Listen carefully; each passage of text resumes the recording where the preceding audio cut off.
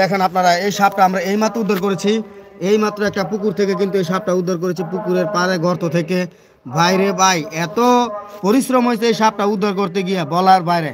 আমরা বিভিন্ন সময় প্রতিদিন কোথাও না কোথাও থেকে কিন্তু আমরা সাপ উদ্ধার করি, কিন্তু এটার মতো এত পরিশ্রম আমরা কখনো হই নাই। কারণ এই সাপটা এতটাই গভীরে চলে গিয়েছিল যে আমরা কোদাল দিয়ে গর্ত করতে করতে আমাদের প্রায় প্রায় হাঁপিয়ে গিয়েছিলাম আমরা। তারপরে কিন্তু আমরা এই সাপটাকে উদ্ধার করতে পেরেছি, এবং সাথে করে কিন্তু আমরা অনেকগুলো ডিম এবং কিছু বাচ্চা পেয়েছি। তো ওই ডিম এবং বাচ্চাগুলো কিন্তু আমাদের কাছে আছে।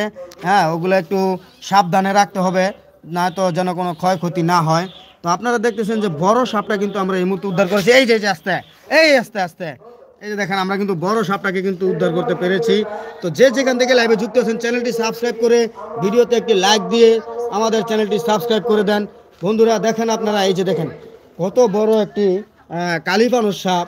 এইমাত্র আমরা এই সাপটাকে উদ্ধার করেছি নারায়ণগঞ্জ জেলা ২৫০০ থানা থেকে। আপনারা কে কোথা থেকে দেখতেছেন অবশ্যই কমেন্ট করে জানাবেন। এই যে দেখেন কত বড় সাপ, এটা কিন্তু কালীপানুর সাপ। আমাদের অঞ্চলে এটা কালীপানুর সাপ বলে, আপনাদের অঞ্চলে এটাকে কী নামে ডাকেন অবশ্যই কমেন্ট করে জানাবেন। এবং দেখেন আপনারা এই সাপের মাথায় কিন্তু এই যে কি ফেনা ধরছে, এই যে, হ্যাঁ, এই সাপের মাথায় কিন্তু একটা এটা চক্করের মতো আছে। এই আসতে, এই এই বেড়া করস কি তুই?